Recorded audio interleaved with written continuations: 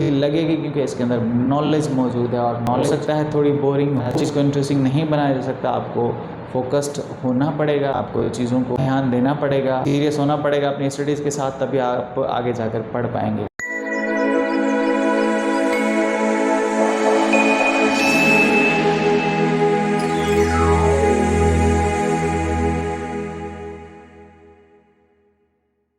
Hi dear students, welcome back to the channel. Exam preparation series का आज video number 9 है और आज हम मेट्रिक क्लास की बायो का चैप्टर नंबर 3 उसके एमसीक्यूज़ को सॉल्व करने जा रहे हैं। एमसीक्यूज़ पोर्शन पेपर का पहला हिस्सा होता है, सेक्शन ए होता है और ये एमसीक्यू सारे आपकी एक्सरसाइज से निकलते हैं। तो आज का टॉपिक बहुत ही इंपॉर्टेंट है, गौर से सुनिएगा, और चैप्टर भी बहुत इंपॉर्टेंट है क्योंकि तकरीबन एमसीक्यू सारे इस चैप्टर से निकलते हैं।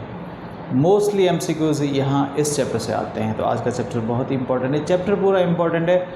एमसीक्यूज़ आपके पास आज के एक्सरसाइज में कितने हैं, चलते हैं एक्सरसाइज की तरफ और देखते हैं। शुरू करते हैं बगैर किसी देर के। स्टार्ट विद क्वेश्चन नंबर 1 जो कि है एमसीक्यूज़ का पहला सवाल। The activity in relation to the change in environment is, ऐसी एक्टिविटी जो ताल्लुक़ रखे चेंज इन एनवायरनमेंट से, उसे आप क्या कहते हैं। देखें, आपके इतराफ़ जो भी चीज़ें आप महसूस करते हैं वो है आपके एनवायरनमेंट के अंदर चेंजेस। अब आप उसे सबसे पहले रीड करेंगे।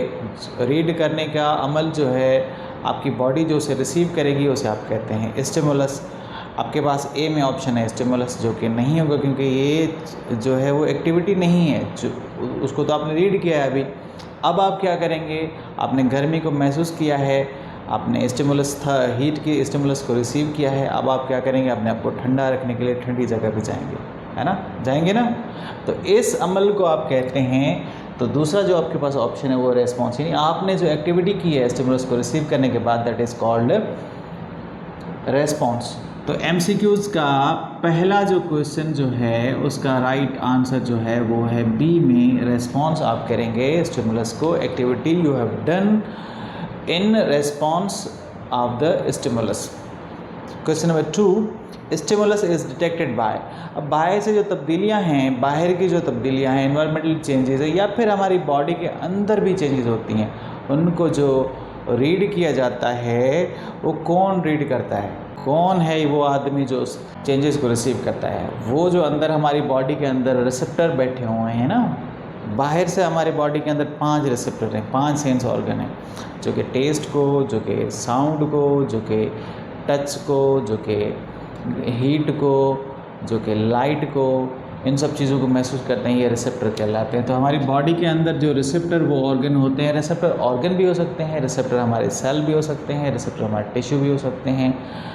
रिसेप्टर जो हैं वो बाहर की स्टिमुलस को रिसीव करते हैं। तो आपका क्वेश्चन जो है stimulus is detected by receptors, जो कि आपके पास ए ऑप्शन में पड़ा हुआ है, सही है। क्वेश्चन नंबर 3 पे चलते हैं। Question number 3 is type of coordination through electrochemical signals. अब हमारी बॉडी के अंदर 2 तरह की कोऑर्डिनेशन होती है। बॉडी को कंट्रोल में रखने के लिए, बॉडी को इंटरलिंक रखने के लिए 2 तरह के प्रोसेस होते हैं। एक वो जिसमें इलेक्ट्रोकेमिकल सिग्नल जाएँ, इलेक्ट्रॉन की ऐसी हालत में सिग्नल ट्रेवल करें, उसे आप इलेक्ट्रोकेमिकल सिग्नल कहते हैं। दूसरे होते हैं केमिकल्स, जैसे एडीएच हार्मोन है, जैसे हमारी बॉडी के अंदर कैल्सिटोनिन हार्मोन है, जैसे हमारी बॉडी के अंदर इंसुलिन हार्मोन है, उसने जाके एक्शन करना होता है।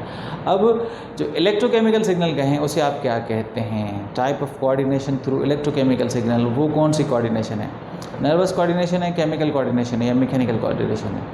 नर्वस कोऑर्डिनेशन है, क्योंकि केमिकल कोऑर्डिनेशन जो होती है वो ग्लैंड्स के थ्रू होती है। गोनेट्स कहाँ से आ गए बीच में, ग्लैंड्स के थ्रू होती है, तो केमिकल कोऑर्डिनेशन नहीं है, दैट इज़ नर्वस कोऑर्डिनेशन, जो कि आपके ऑप्शन नंबर ए में पड़ा हुआ है। Nervous coordination is electrochemical signal is done through electrochemical signals, यानी हमारी बॉडी के अंदर जो कोऑर्डिनेशन न्यूरॉन्स के थ्रू, ब्रेन और स्पाइनल कॉर्ड और न्यूरॉन्स के थ्रू जो होती है वो होती है इलेक्ट्रोकेमिकल सिग्नल के हालत में। क्वेश्चन नंबर 3 हो चुका है। क्वेश्चन नंबर 4 पे चलते हैं।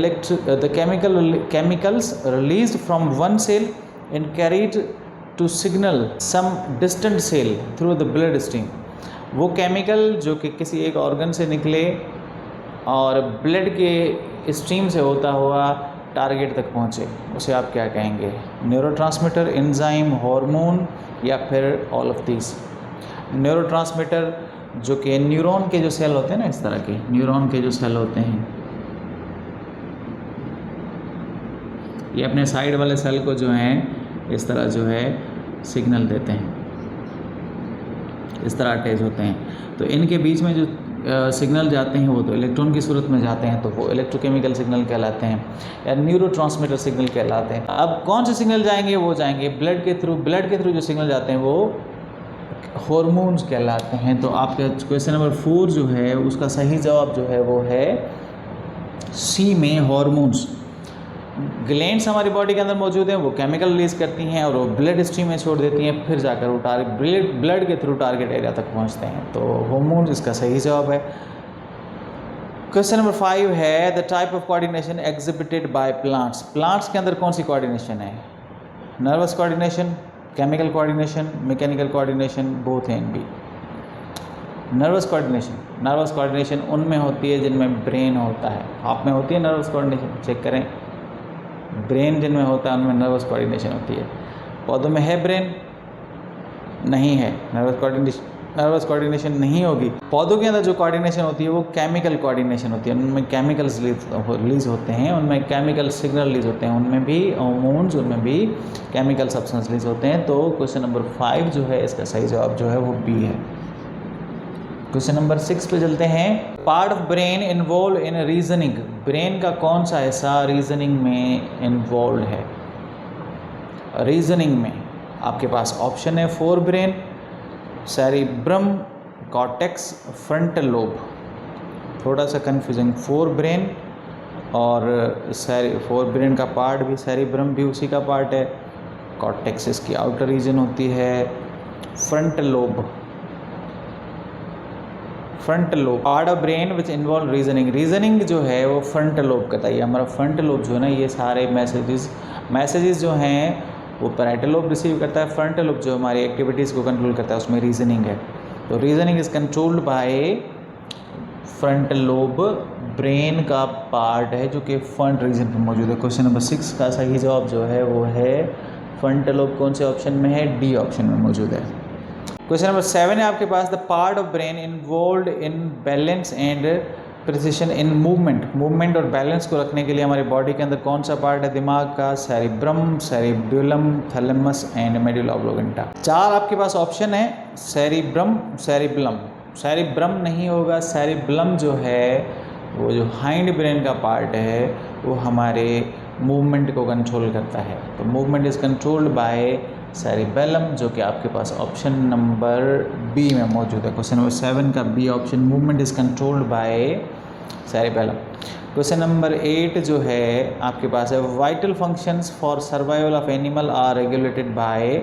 बॉडी के जो भी अंदर एक्टिविटीज़ हो रही हैं, इंपॉर्टेंट एक्टिविटीज़ हो रही हैं, उसको कौन सा हिस्सा कंट्रोल करता है? Central nervous system, CNS, peripheral nervous system, somatic, सब डिविजन्स नहीं, ये तो बहुत छोटी लेवल की होती हैं। ऑटोनॉमिक, ये भी सिर्फ ऑटोमेटिक फंक्शन कंट्रोल करती हैं। पीएनएस पेरिफेरल सिग्नल मैसेजेस पहुंचाता है।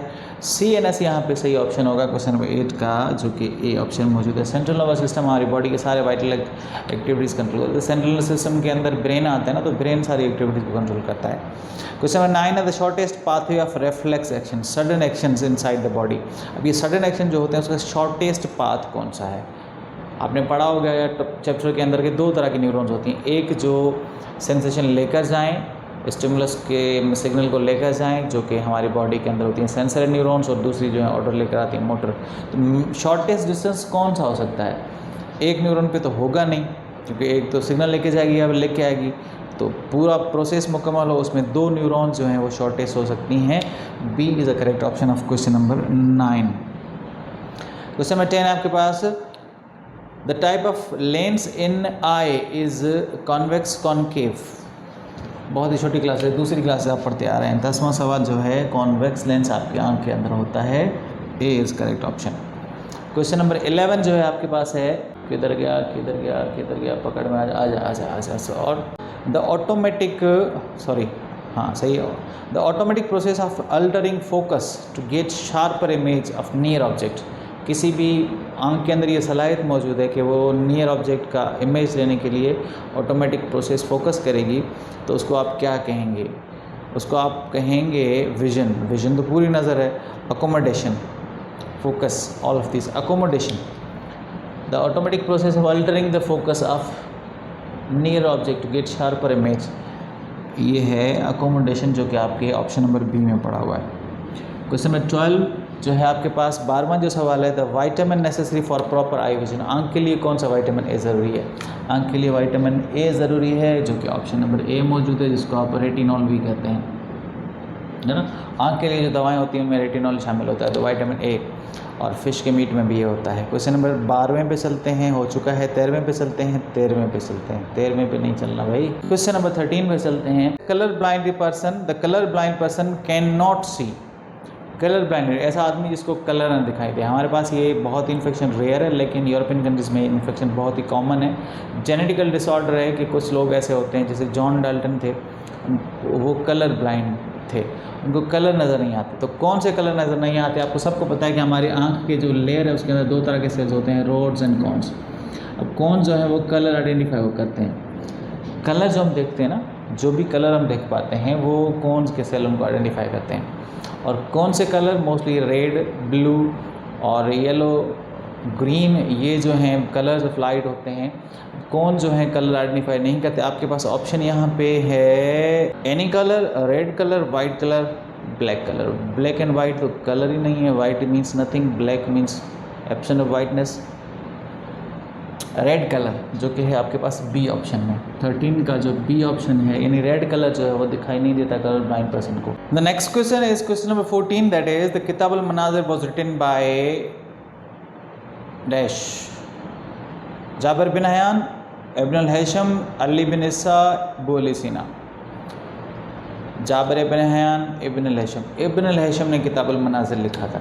बी ऑप्शन जो है क्वेश्चन नंबर 14 का, द बुक किताब अल मनाज़िर वॉज रिटन बाय इब्न अल हैशम, he was a Muslim scientist who wrote the book किताब अल मनाज़िर। क्वेश्चन नंबर 15 है आपके पास, sensory hair cells are present in retina, cochlea, skin, nose. तो गाइस क्वेश्चन नंबर 15 है आपके पास, sensory hair cells are present in, sensory hair cells कहाँ पे मौजूद होते हैं?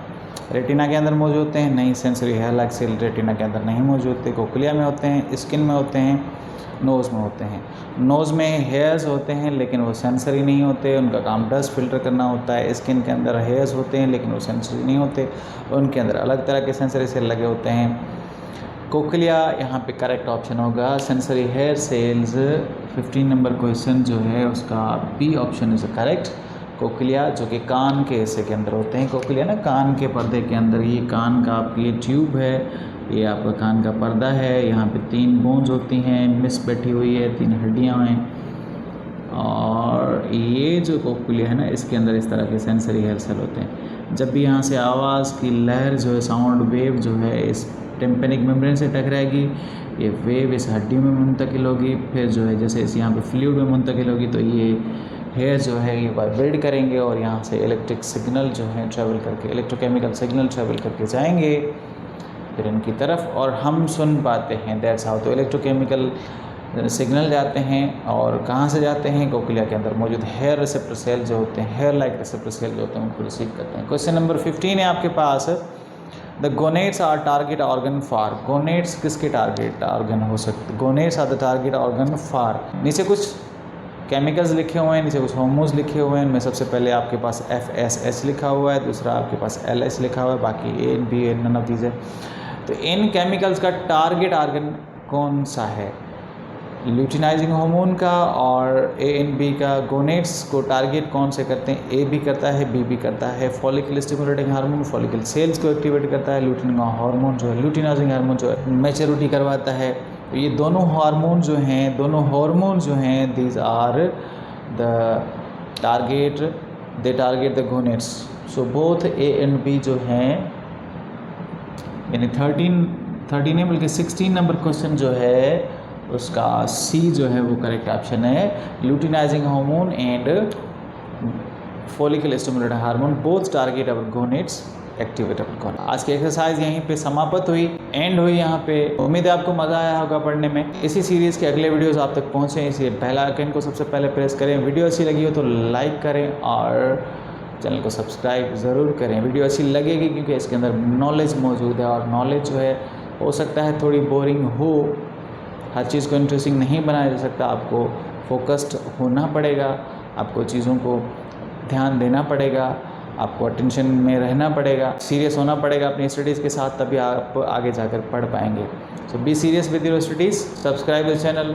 मिलेंगे जल्दी अगली वीडियो में, बहुत ही जल्दी। Till then bye bye.